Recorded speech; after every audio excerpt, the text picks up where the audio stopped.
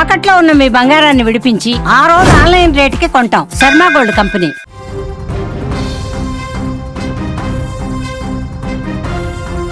మహారాష్ట్రలో నెలకొన్న ఘోర విమాన ప్రమాదం ఇప్పుడు దేశ రాజకీయాలలో పెను సంచలనంగా మారింది. మహారాష్ట్ర డిప్యూటీ సీఎం ఈ యొక్క ప్రమాదంలో మృతి చెందినటువంటి ఘటన ప్రకంపనలు రేపుతోంది. అసలు ప్రమాదం ఎలా జరిగింది, ఏ సమయానికి జరిగింది, ముంబై నుంచి బారామతికి వెళ్తున్నటువంటి డిప్యూటీ సీఎం అజిత్ పవార్ ఎలా దుర్మరణం చెందారు, పూర్తిగా దీంట్లో ఇప్పుడు ఒక అంశం బయటకు వస్తుంది. ఎలా జరిగింది? 8:45 ముంబై నుంచి బారామతికి సభలో పాల్గొనడానికి బయలుదేరుతున్నారు అజిత్ పవార్. ఎగ్జాక్ట్గా బారామతికి చేరుకున్నారు, విమానాశ్రయానికి చేరుకున్నారు. కాసేపట్లో ల్యాండింగ్ కాబోతుంది. మరి కాసేపట్లో ల్యాండ్ అవుతున్నటువంటి క్రమంలోనే 8:45 సమయం మాత్రమే జరుగుతుంది. ఆ సమయంలో విమాన ప్రమాదం ఒక్కసారిగా జరిగింది. అంతా సజావుగా సాగుతుందనుకున్న సమయంలో విమానం ఒక్కసారిగా కుప్పకూలింది. ప్రైవేట్ చార్టర్డ్ ఒక్కసారిగా కుప్పకూలినటువంటి ఘటన ఏర్పడింది. బారామతి ఎయిర్పోర్ట్లో ల్యాండ్ కావాల్సి ఉంది. రన్వేపై విమాన చక్రాలు తాకడానికి కొద్ది క్షణాల ముందు పరిస్థితులు పూర్తిగా మారిపోయాయి. అప్పటి వరకు పైలట్ నియంత్రణలో ఉన్నటువంటి విమానం ఒక్కసారిగా అదుపు తప్పింది. చక్రాలు కిందికి దిగేటప్పుడు సక్రమంగా బయటికి రాలేదా, లేక ఏం తప్పిదం జరిగింది? ప్రాథమిక సమాచారం ప్రకారం విమానం ల్యాండింగ్ గేర్ లేదా ఇంజన్ వ్యవస్థలో ఏదో సాంకేతిక లోపం తలెత్తినట్లుగా తెలుస్తోంది. దీనివల్ల విమానంలో తీవ్రమైన అసమతుల్యత ఏర్పడిందని, పైలట్ విమానాన్ని కంట్రోల్ చేయడానికి ప్రయత్నించినప్పటికీ అది రన్వే నుంచి పక్కకు దూసుకు వెళ్ళిపోయింది. ఆ వేగంతో భూమిని బలంగా ఢీకొట్టడమే ప్రాణ నష్టానికి ప్రధాన కారణమైనట్టుగా అనుమానిస్తున్నారు. రన్వేపై పక్కకు దూసుకు వెళ్లిన మరుక్షణమే విమానం మంటల్లో చిక్కుకుంది.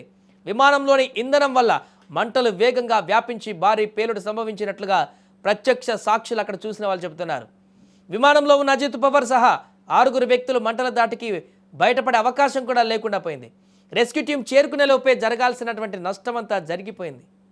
ప్రస్తుతానికి సాంకేతిక లోపం ప్రాథమిక కారణమని భావిస్తున్నప్పటికీ కూడా డీజీసీఏ రంగంలోకి దిగింది.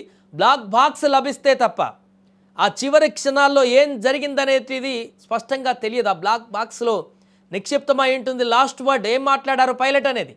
దాంతో ప్రమాదానికి సంబంధించినటువంటి ఒక క్లారిటీ వస్తుంది. వాతావరణం అనుకూలించలేదా, లేక విమాన నిర్వహణలో లోపాలు ఉన్నాయా అనేటువంటి కోణంలో కూడా విచారణ సాగుతుంది.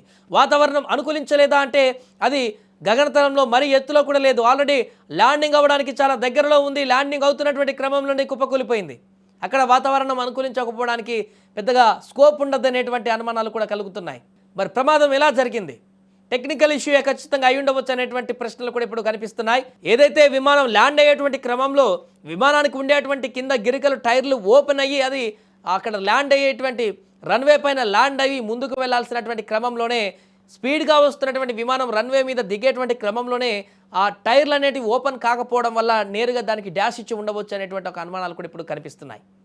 అందుకే బ్లాక్ బాక్స్లో నిక్షిప్తమైనటువంటి అంశాన్ని ఇప్పుడు బయటికి తీస్తే పైలట్లు చివరి వద్ద ఏం మాట్లాడారు, ప్రమాదం ఎలా జరిగింది అనేటువంటి ఒక అంచనా వారికి తెలిసి ఉంటుంది.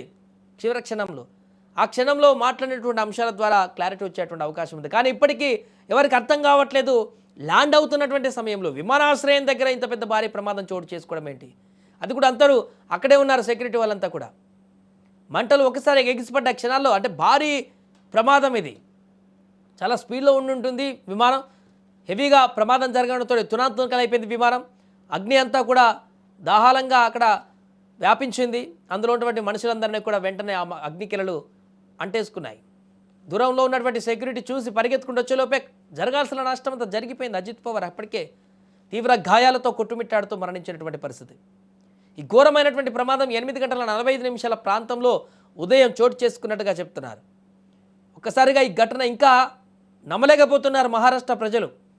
అదేంటి, ఉదయమే వార్తల్లో చూసాం 7 గంటలకు ముంబై నుంచి బయలుదేరుతున్నారు అజిత్ పవార్. బారామతి సభలో పాల్గొనబోతున్నారు. కాసేపట్ల ఎన్నికల ప్రచార సభలో పాల్గొనబోతున్నారు. ఎన్నికల హడావుడి కొనసాగుతుందనుకుంటున్నటువంటి సందర్భంలో మరలా టీవీ ఆన్ చేసేసరికి అజిత్ పవార్ మృతి అనేటువంటి వార్త వారికి ఏమాత్రం కూడా అర్థం కానటువంటి పరిస్థితికి దారితీసింది. దీంతో కార్యకర్తలు కూడా పూర్తిగా ఏం చేయాలో అర్థం కాక సభకు వచ్చిన వారందరూ కూడా కొందరు ఎయిర్పోర్ట్ వైపు పరుగులు తీస్తున్నారు, కొంతమంది ఆసుపత్రి వైపు పరుగులు తీస్తున్నారు. అజిత్ పవార్కి ఏమైందని చెప్పేసి తీవ్రమైనటువంటి ఉద్రిక్త వాతావరణం నెలకొంది ఆ బారామతి ప్రాంతంలో. అయితే ఎవరు ఊహించినటువంటి పరిణామం. అందుకే ఈ యొక్క అజిత్ పవార్ మృతి చెందారనేటువంటి వార్తను కూడా వారు ఇంకా జీర్ణించుకోలేకపోతున్నారు. ఎక్కడో ఒక స్కోప్, అరే అక్కడ ఇంకా చనిపోకపో ఉండొచ్చు, ఎక్కడొక గాయాలతోటి ప్రమాదంతో హాస్పిటల్కి ఇట్లా ఏమైనా ట్రీట్మెంట్కి ఇట్లా తీసుకుంటున్నారేమో అనేటువంటి ఒక అట్లా అనుకునే వాళ్ళు కూడా ఉన్నారు. కానీ అక్కడ జరగాల్సిన నష్టం జరిగిపోయింది. ప్రమాదానికి సంబంధించినటువంటి కొన్ని కారణాలు అయితే స్పష్టంగా కనిపిస్తున్నాయి. సాంకేతిక లోపాలు అనేటువంటి అంశాన్ని ప్రస్తావనకు తీసుకొస్తున్నారు. అది ల్యాండ్ అయ్యే టైంలో అయితే సాంకేతిక సమస్యలు పూర్తిగా సాంకేతిక సమస్యలు ఉండవచ్చు. వాతావరణ పరిస్థితులు ఏంటిది ల్యాండ్ అయ్యే టైంలో మేబీ అక్కడ అంతా 8 గంటల 45 నిమిషాల సమయం, ఆల్రెడీ రన్వే క్లియర్గా ఉంటుంది. ల్యాండ్ అయ్యేటువంటి టైంలో ఒకవేళ వాతావరణం అనుకూలించకపోతే సిగ్నల్స్ ఇస్తారు, కానీ అక్కడ ల్యాండ్ అయిపోయారు. టెక్నికల్ సమస్యల వల్లనే ఇది జరిగి ఉండవచ్చు అనేటువంటి ప్రశ్నలు కూడా కనిపిస్తున్నాయి. ఏదేమైనా కూడా ఈ విపత్కరమైనటువంటి పరిస్థితి నుంచి మహారాష్ట్ర ప్రజలు త్వరగా బయటపడాలని కోరుకుందాం. అదేవిధంగా వరుసగా జరుగుతున్నటువంటి విమాన ప్రమాదాల నుంచి తేరుకోవాలని కోరుకుందాం. గతంలో జరిగినటువంటి ప్రమాద తాలూకా ఘటనలు ఇంకా కదలాడుతున్నా కూడా మరలా అలాంటి ప్రమాదాలు చోటు చేసుకుండడం చాలా దిగ్భ్రాంతికి గురి చేస్తుంది. విమాన ప్రమాదాలు తరచుగా జరుగుతున్నా కూడా తప్పదు విమానాల్లో వెళ్లాల్సినటువంటి పరిస్థితి సమయభావాన్ని మిగిల్చుకోవడం కోసం. ముఖ్యంగా రాజకీయ నాయకులు, బిజినెస్ మ్యాన్స్ వీళ్ళందరూ కూడా ఉపయోగించేటువంటి ఈ యొక్క ఫ్లైట్ జర్నీ ఇప్పుడు భయాందోళనకు గురి చేస్తుంది. సామాన్యులు కూడా అప్పుడప్పుడు ప్రయాణించాలంటే కూడా వెన్నులో వణుకు పుట్టించేటువంటి పరిస్థితికి దారితీస్తున్నాయి ఇలాంటి ప్రమాదాలు. ఏదేమైనా కూడా ఒక డిప్యూటీ సీఎం ప్రాణాలే ఇప్పుడు కోల్పోయినటువంటి సందర్భం వచ్చింది కాబట్టి ఈ ప్రమాదానికి సంబంధించిన పూర్తి వివరాలు ప్రజలకు తెలియజేయాల్సిన అవసరం ఉంది. ప్రమాదం ఎందుకు జరుగుతుందో కూడా వివరించాల్సిన అవసరం ఉంది. విమానాల యొక్క ప్రయాణాలకు సంబంధించినటువంటి భద్రతా లోపాలను మరొకసారి సవరించాల్సినటువంటి అవసరం కూడా ఏర్పడింది.